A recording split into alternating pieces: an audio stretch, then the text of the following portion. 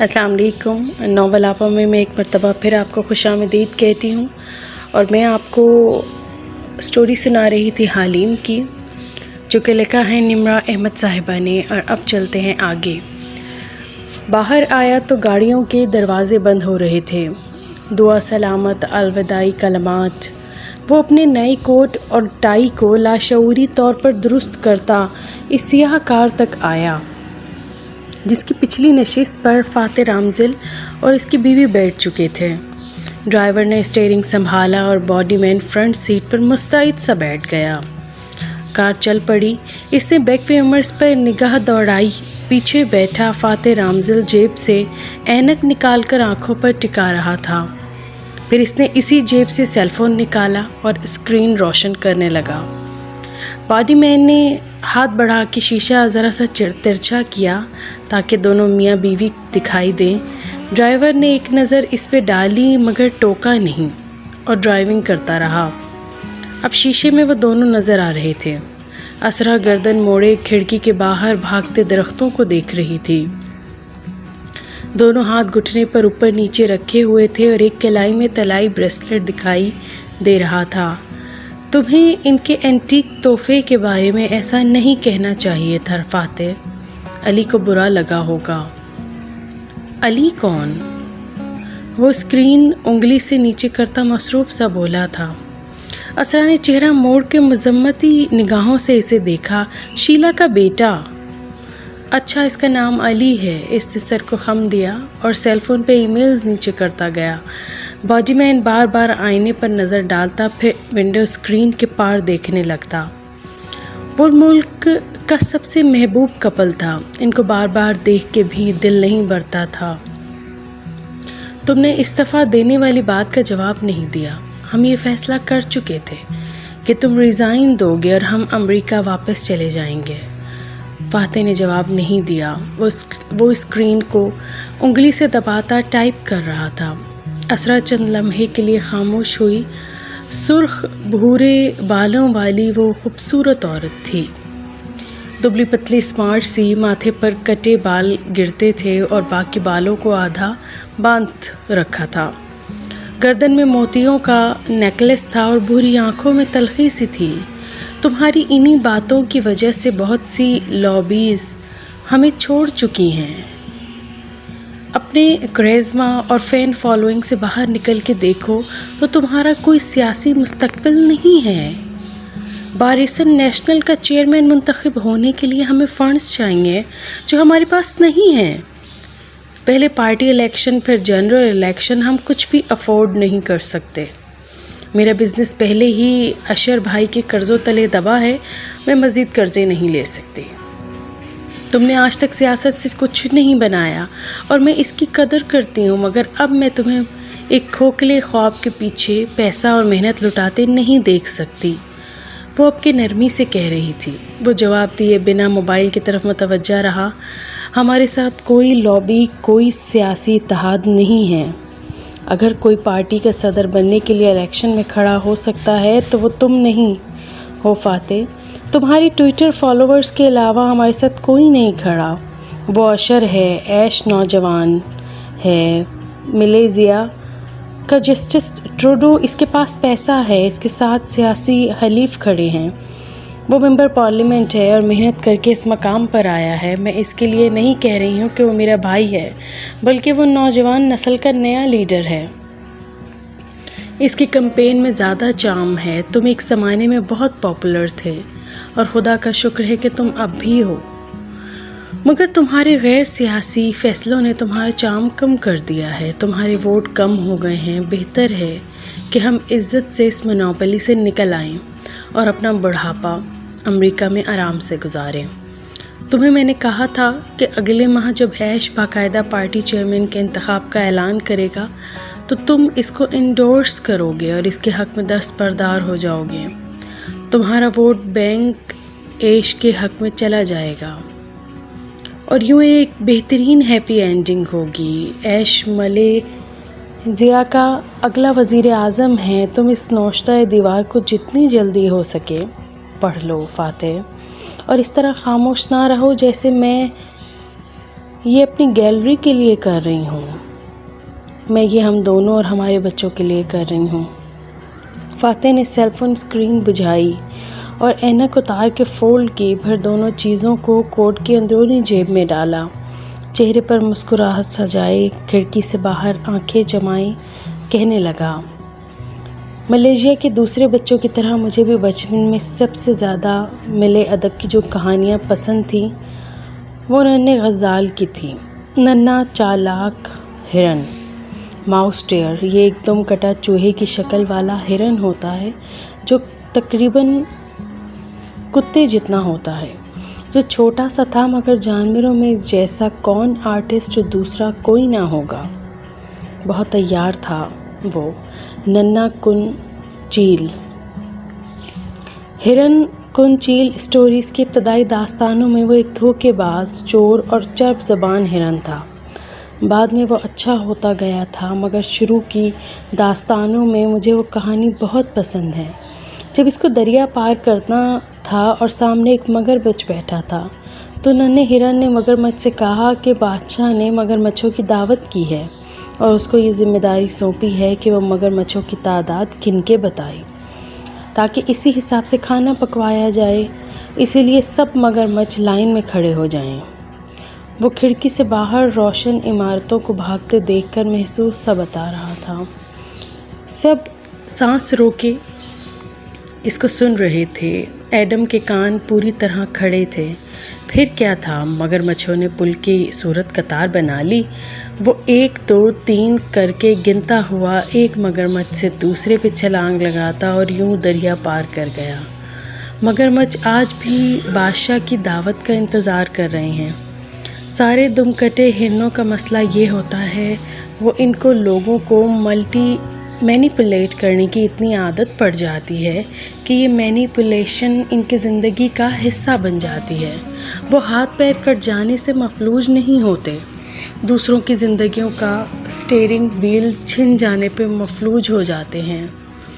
ایسے غزالوں کو اس وقت سے ڈرنا چاہیے جب دعوت کا انتظار کرتے مگرمچھ دریا سے نکل آئیں اور اس کو تلاش کر لیں، مگر کیونکہ مگرمچھ خشکی پہ بھی اتنا ہی خطرناک ہوتا ہے جتنا دریا میں۔ کہہ کے اس نے جیب سے موبائل دوبارہ نکالا اور اسکرین روشن کی، اینک ناک پہ جمائی۔ اسرا گہری سانس لے کر چہرہ موڑ گئی اور باڈی مین نے نگاہیں جھکا لی۔ کیا فاتح صاحب نے اپنے سالے کو سنگ کچیل دا ماؤس ٹیئر بولا ہے، عیار اور چال باز، وہ بھی اپنے ملازموں کے سامنے؟ یا اللہ، یہ امیر لوگ ملازموں کی موجودگی میں ایسے کیسے باتیں کر لیتے ہیں؟ ہمارے محلے میں تو یوں نہیں ہوتا، وہ دل ہی دل میں سوچ رہا تھا۔ کار سگنل پہ رکی تو ایڈم نے دیکھا کہ ایک طرف سے چند بچے بینرز اٹھائے چلے آ رہے ہیں، شاید کوئی واک وغیرہ تھی جس کا اختتام ہو چکا تھا۔ وہ معمول کے انداز میں قریب سے گزر رہے تھے، مگر جیسے ہی ایک نے شیشے کے پار بیٹھے شخص کے جھکے چہرے کو دیکھا جس کو موبائل کی روشنی نے منور کر رکھا تھا، اس کی آنکھیں حیرت سے چمکی۔ وہ فوراً پلٹا اور اپنے گروہ کو خوشی اور جوش سے چیخ کے پکارا، فاتح رامزل کی کار، جلدی آؤ! سگنل ابھی سرخ تھا، بچے اکٹھے ہونے لگے، ہنسی مسکراہٹوں کے ساتھ ایک دوسرے کو ٹہوکا دیتے ہوئے۔ ایک نے ڈرائیور کی کھڑکی کے قریب آ کر اپنا موبائل دکھا کے کچھ کہا تو باڈی مین نے گردن موڑی۔ سر بچے شاید تصویر بنوانا یا ہاتھ ملانا چاہتے ہیں۔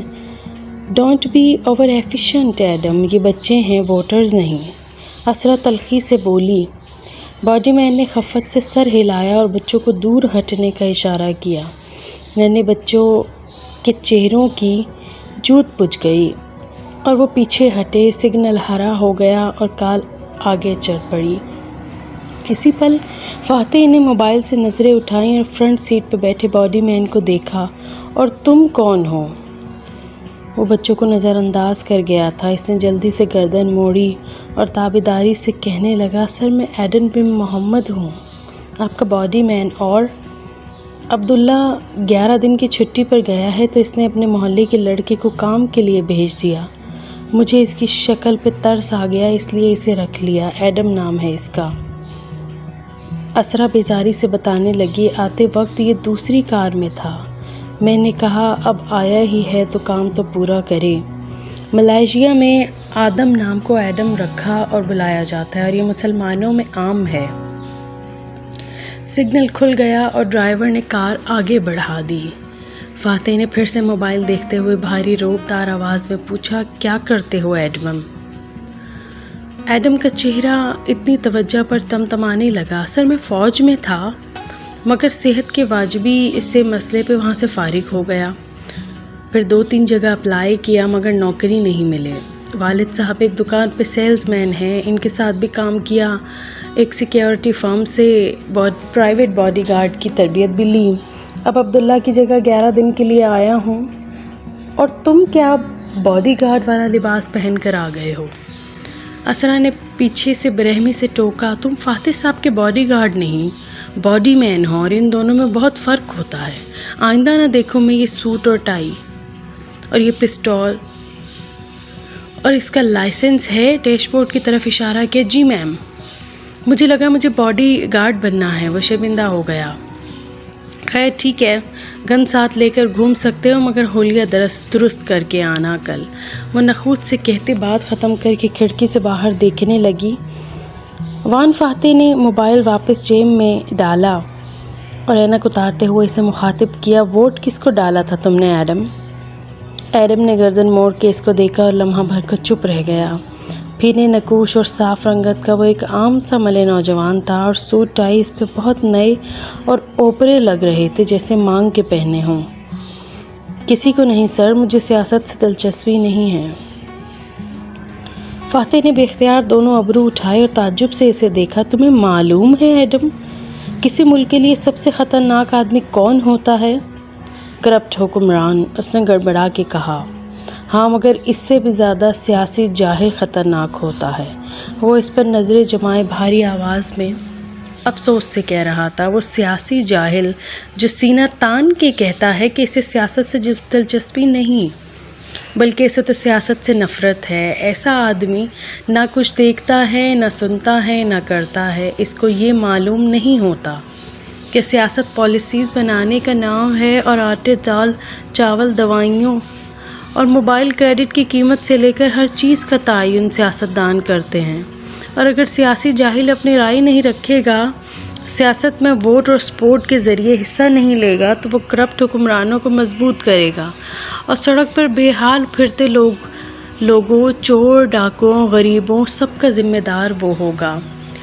مجھے زیادہ خوشی ہوتی ایڈمن اگر تم کہتی کہ تم نے میرے مخالف کو ووٹ ڈالا تھا، کیونکہ تب مجھے لگتا کہ میں ایک سیاسی خواندہ سے بات کر رہا ہوں جس کی کوئی سوچ ہے، بھلے مجھ سے مختلف ہو مگر کوئی نظریہ، کوئی رائے کچھ تو ہے اس کے پاس۔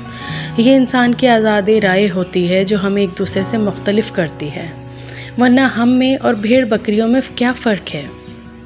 آخر میں کندھے اچکا کے وہ کھڑکی سے باہر دیکھنے لگ گیا۔ ایڈم پہ تو گھڑوں پانی پڑ گیا، اس سے چہرہ بالکل جھکا دیا۔ دونوں میاں بیوی کو گھر اتار کے وہ کار سے نکلا اور چھٹی لے کر باہر آ گیا۔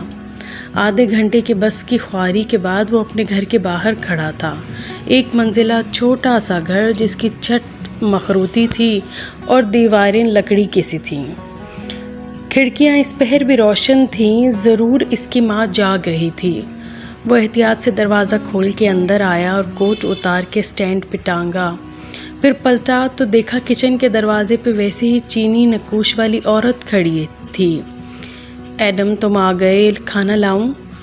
لکڑی کے راہداری میں سدا بہار پھولوں کی مہک پھیلی تھی۔ گھر میں جا بجا چھوٹے برتنوں، ٹین ڈبوں اور بوتلوں میں پودے اور بیلیں لگی تھیں۔ بھوک نہیں ہے ماں، وہ بددلی سے سر جھکائے کہتا آگے آیا۔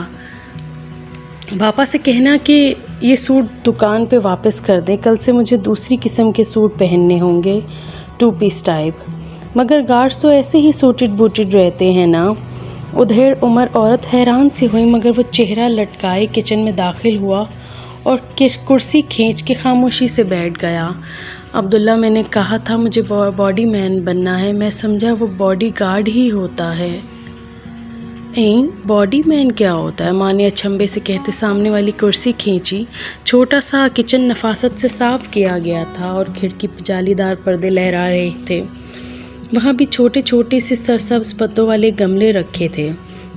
ارم نے بجھا ہوا چہرہ اٹھایا اور ماں کا چہرہ دیکھا۔ باڈی مین پرسنل ایڈ کو کہتے ہیں ماں، جیسے سیکرٹری اسسٹنٹ۔ اب تک کے لیے اتنا ہی، آپ سے پھر ملاقات ہوتی ہے انشاءاللہ۔ اللہ حافظ۔